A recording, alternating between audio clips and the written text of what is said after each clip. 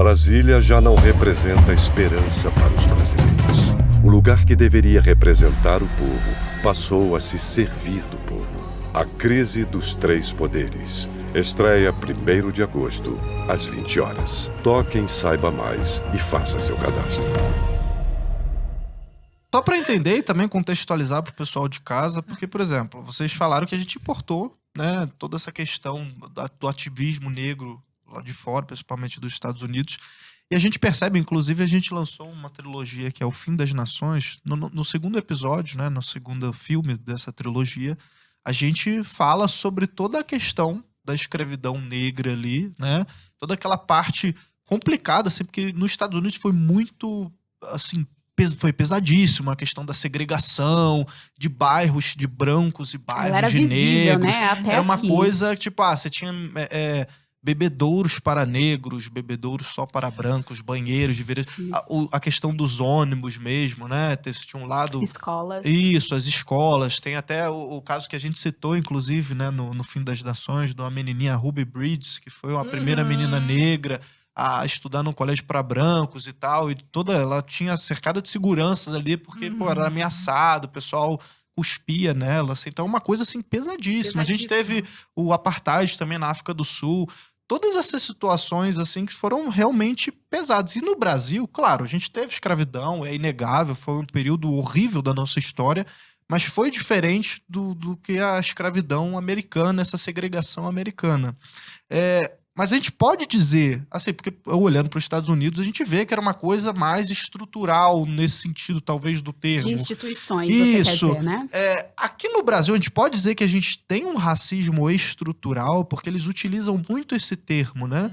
E o que é racismo, né? Será que eu, enquanto branco, eu posso sofrer racismo também ou não? Tal do racismo reverso que eles falam. Vamos começar de cada um. Vamos primeiro a parte do estrutural. Vamos lá. Olha, eu defendo a ideia que não tem racismo estrutural. E eu faço isso com base no livro do professor Silvio Almeida. Que muita gente que repete por aí a tese do racismo estrutural, eu aposto que não leu aquele livro. Não leu.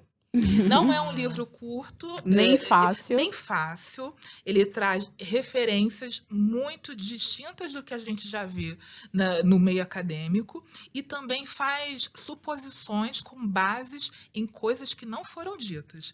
E aí a gente precisa supor para entender. Então, uma pessoa que não tem um treinamento acadêmico, ela não vai conseguir entender aquele livro. Eu não estou querendo desmerecer quem deseja buscar a literatura, a leitura daquele livro. Eu estou falando que a pessoa que está reproduzindo a ideia de racismo estrutural, a maioria não pode ter lido esse livro. A minha objeção vem muito também da ideia de conceito de estrutura, porque ele não anunciou no livro. Ele não está falando o que ele está chamando de estrutura. E pode parecer preciosismo nosso, quando a gente está estudando, mas ele falou no livro, ele prometeu, não foi eu que eu estava esperando, era uma expectativa minha como leitura. Ele abriu o livro falando, este livro é sobre teoria social. É esse meu problema, começa por aí, a teoria social. Ele falou, ele não falou, eu estava esperando uma teoria. Não, ele disse que estava me dando uma teoria, mas ele não me deu. Ele me deu uma petição de princípio. Então, uma teoria social, ele precisa anunciar as categorias que ele vai sustentar para desenvolver uma teoria. E naquele livro ali, especificamente, não foi feito. E aí, quando eu critico o livro, eu não estou criticando a trajetória intelectual do professor Silvio Almeida, que é o que eu fui acusada lá no Instagram, que eu fui xingada, que eu estava desmerecendo a intelectualidade. Não, eu estou falando daquele livro ali. Ele não se resume àquele livro ali. Ninguém se resume a um livro. Até porque ele, desse movimento contemporâneo, é um dos que de fato estuda. Eu que de fato estudo. Ele é um excelente intelectual. Mas aí, nesse caso, você concorda com ele da questão do racismo estrutural, não? Não concordo. Ah, não concorda? Eu não concordo com ele porque ele não conseguiu apresentar. Ele fala que existe. Ele fala que existe, mas no livro ele não conseguiu provar que ele existe. E para ele provar que o racismo estrutural existe, ele tinha que anunciar categorias que ele não fez. Quando eu comento isso, mas dá para ver por aí, Paty. Eu falei, dá para ver o quê? Aí a pessoa dá tela azul, porque ela não sabe o que dá pra ver. Ela só fala que dá pra ver. Acho que quando ele arranha essa ideia, ele fala assim de filosofia, de economia, assim, mas só um arranhado mesmo. Você Mas não tem o de estrutura. Isso, você não tem lá. Por que a Paty tá falando isso? Só rapidinho. Porque dentro, principalmente de sociologia, você fala assim, o céu é azul. Você precisa explicar o que é o céu, o que é azul e o porquê do céu ser azul. Então, às vezes, quem é de fora acha tudo muito redundante, inclusive. Pô, mas eu sei o que é o céu azul. Mas você precisa amarrar cada pedacinho da teoria. E eu acho que é essa a reclamação. Essa informação, porque ele não está anunciando de onde ele está partindo e nem com os conceitos que ele está operando. A gente está deduzindo. A gente está deduzindo por quem foi o orientador dele, que é o Alisson Mascaro, que é um conhecido comunista, professor de direito. A gente está deduzindo que ele está trabalhando com materialismo histórico. Mas é uma dedução. A gente está deduzindo, porque ele não anunciou. E ele faz várias conclusões a partir de categorias que ele não anunciou. Então, falar assim, olha, desculpe, mas neste livro aqui, que é a tese do racismo estrutural, não está aprovado racismo estrutural. Se houver alguma outra bibliografia, nós vamos ler, mas até o momento a bibliografia principal é essa. Então, portanto, eu não posso falar que há racismo estrutural. Desculpe, eu vou rejeitar essa teoria. A própria esquerda identitária utiliza o termo racismo estrutural para explicar racismo, né? Então, quando eles falam, por exemplo, que um branco não sofre racismo, eu quero, inclusive, que vocês falem sobre isso. Não sofre racismo porque para haver racismo é necessário uma estrutura de opressão de décadas de tal. Mas não só estrutura, é a ideia também do Foucault de poder. De poder. A questão tá aí, do entende? opressor com o oprimido. Isso, porque assim, eu brinco, né? O Foucault, ele colocou o indivíduo para jogo. Você entende? Então a gente tem toda uma teoria política que tá dizendo que o poder está nas estruturas. Então, você pensa um Estado com poder, você percebe que isso é longe, isso é abstrato, isso é longe da gente. O Foucault fala, não, o poder tá aqui, ó, tá dentro dessa sala. Eu tô colocando o seu corpo. Por isso que ele fala tanto de corpo, e o corpo corpo dócil e tal. Você entende? Eu tô trazendo o indivíduo para essa pessoalidade. Então, ainda tem esse ponto. Essa estrutura essa teoria de racismo estrutural, as pessoas reproduzem muito, é nessa ideia também do Foucault de poder. Por isso que o Arthur, por exemplo, seria detentor do poder, depois a Lara, depois eu. E a Paty seria a última. Entendi. A Paty seria a última porque ela é mais retinta do que eu, então ela seria a última. Então ele coloca uma pessoalidade, ele coloca o indivíduo para jogo dentro disso. Então tem essa questão. E eu concordo com isso que o Arthur falou em relação às instituições. As nossas instituições não são necessariamente racistas.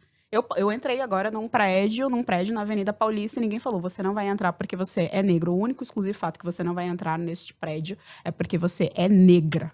Então, aí sim seria uma coisa mais institucional aqui, ó, dessa questão, sabe? Não que a gente tenha problemas, inclusive, com uma instituição, que eu sei que Não que a gente não tenha problemas com uma instituição, a instituição policial, por exemplo, a gente consegue perceber alguns problemas, não que sejamos contra a polícia, muito pelo contrário, é isso. Inclusive, grande parte da população negra trabalha na polícia, ou seja, nós temos negros policiais morrendo. É importante de ser dito isso, porque isso, as pessoas que levantam racismo estrutural, ninguém diz que aquele policial que está morrendo é um policial negro. A vida dele deixou de importar, deixou de ter relevância. Atrapalha a narrativa. O negócio é sempre enfiar a realidade dentro da narrativa. Influencia a narrativa ou não, né? Isso.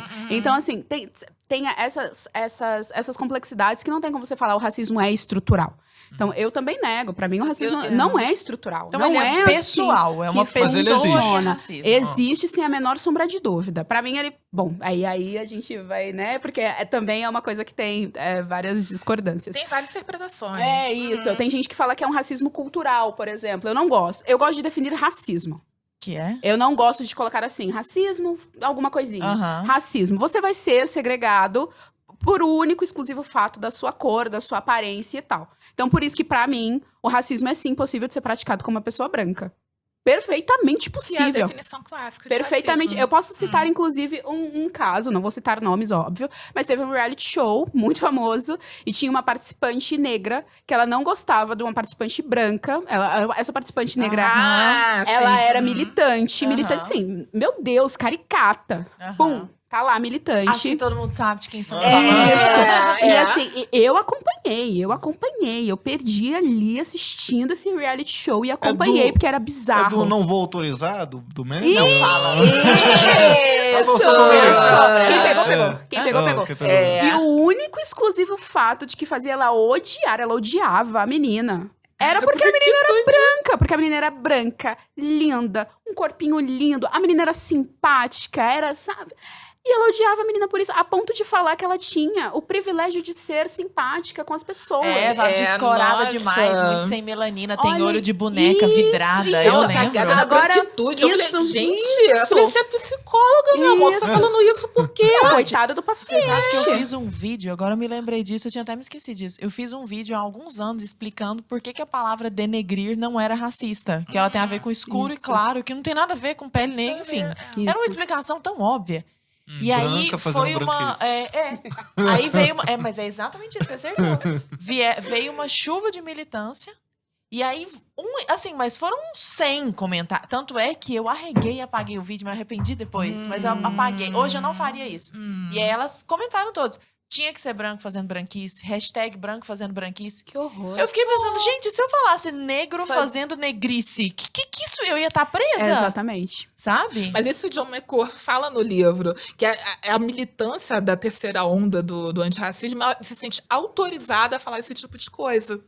E ela não acha que isso é racismo. Não, ela não acha. Porque ela ela tá nessa linha de poder. tá na linha de poder. Você não está suscetível a passar racismo em hipótese alguma, nem você, Arthur, nem nenhuma pessoa branca, porque vocês detêm de um poder, de um privilégio de serem brancos. Ou seja, eu tô trazendo você totalmente teu corpo, totalmente pra esse debate. Eu tô trazendo uma coisa totalmente subjetiva, totalmente pessoal pra esse debate e que é mineral em você. Você não pode se pintar de preto.